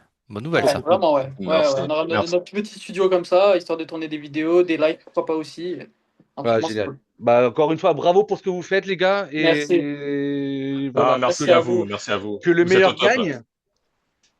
Que le meilleur gagne. Ouais, En tout cas, voilà, que ce soit une belle finale. Majid et Karim, je vous dis la même chose que je vous ai dit l'année dernière. Si Arsenal gagne, coupez votre téléphone. Vraiment, parce que Ok, je vais vous envoyer des rafales c'est de noté. messages, de messages et de messages.